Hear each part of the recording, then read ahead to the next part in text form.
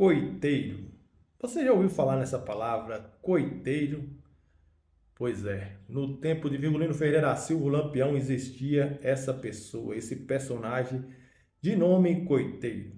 Sem os coiteiros, a vida de Virgulino seria bem mais difícil, bem mais complicada.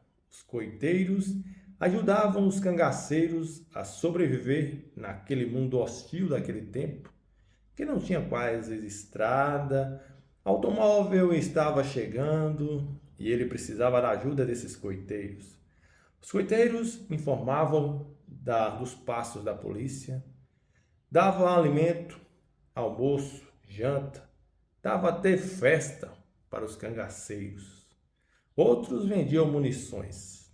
Tinha aqueles coiteiros que eram os mais elevados na sociedade, as autoridades, os chefes políticos e até polícia, delegados, que colaboravam com o Lampião, querendo dinheiro, outros com medo de Virgulino e seus homens irem em suas propriedades, matarem o gado, tacarem fogo nos currais, quebrar a cerca todas.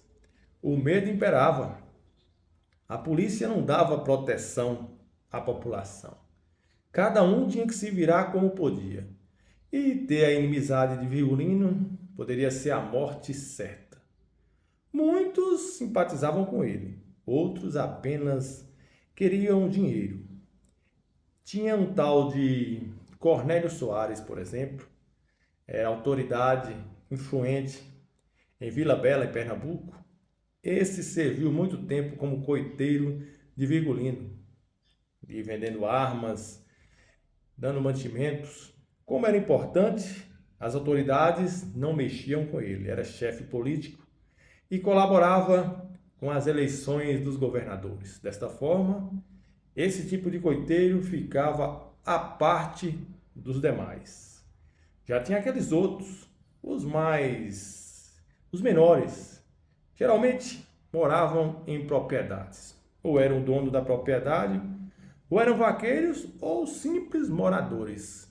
Esses tinham muito que temer de Virgulino. Uma ameaça de Virgulino de vingança seria sentença de morte. Não servir os cangaceiros seria sentença de morte. E muitas das vezes, ser amigo de Virgulino, pois Virgulino em 1926-27 já era famoso, só de ser amigo de Virgulino já impunha medo nos demais. Virgulino poderia servir, dar um favor, caso um deles precisasse. Virgulino tinha os amigos de Sebastião Pereira, dos seus parentes, os inimigos dos Nogueiras, dos Nazarenos, que também eram inimigos de Virgulino.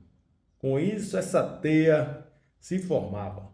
Os inimigos tinham que se proteger e não podia ter o mal do acaso de encontrar Virgulino em uma estrada, porque se encontrasse, a morte seria inevitável.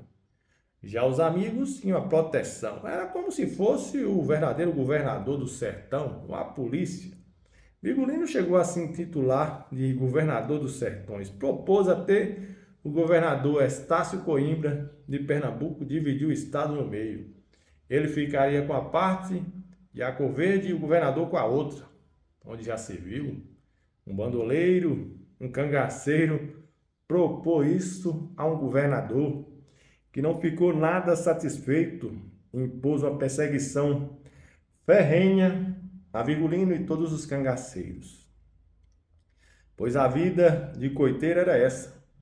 E quase todos poderiam se virar coiteiro de uma hora para outra, com a simples ajuda.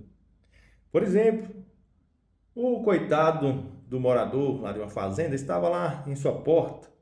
De repente chegavam os cangaceiros, tendo o Lampião na frente. Pediu um copo d'água, pediu um café, pediu um almoço. Quem seria louco o suficiente de negar para aquela tropa que estava cercando sua casa? Todos tinham que fazer a vontade de bom gosto, sem falar que Virgulino sempre pagava bem por esses favores, o que fazia crescer sua magia do bom bandido na mente de muitos moradores. que sempre o dava proteção. E no final daquilo, Virgulino ainda, quando gostava muito da moradia, dava ali uma festa, regrada a muita cachaça, fazia a dança, eles mesmos tocavam, dançavam com as mulheres. Era verdadeira farra. Isso tudo crescia no imaginário popular a figura de um bom cangaceiro, de um bom bandido.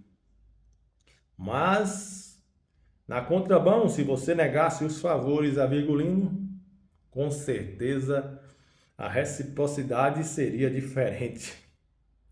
Poderia cair no tiro, ter a casa destruída, ter suas criações exterminadas, porque com Virgulino não se brincava. Esses eram os tipos de coiteiro naquele tempo.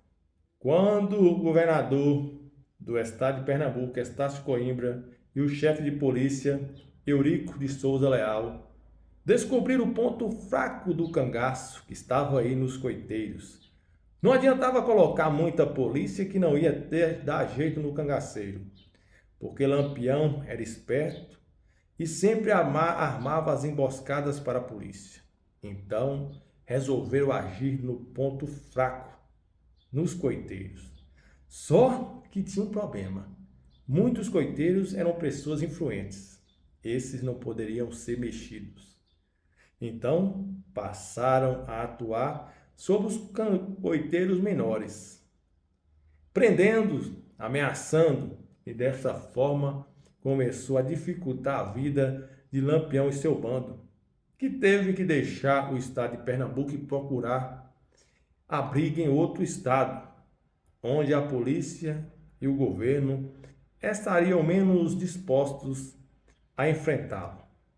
Mas, com o passar do tempo, as dificuldades iriam surgir em todos os estados, pois todos os estados do Nordeste estavam imbuídos de exterminar, de acabar com o cangaceiro, com o cangaço e, consequentemente, com Lampião.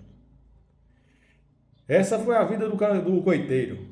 Breve iremos contar a situação das autoridades de Pernambuco frente à exterminação desse personagem, do coiteiro. Vamos contar história do cangaço, sobre Virgulino Ferreira da Silva, Lampião.